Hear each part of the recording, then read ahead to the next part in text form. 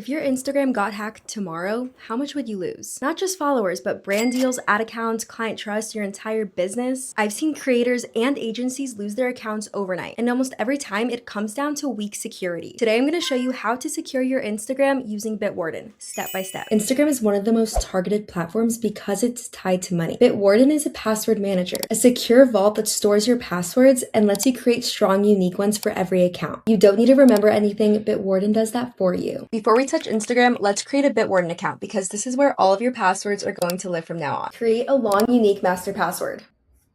Then turn on two-factor authentication in Bitwarden.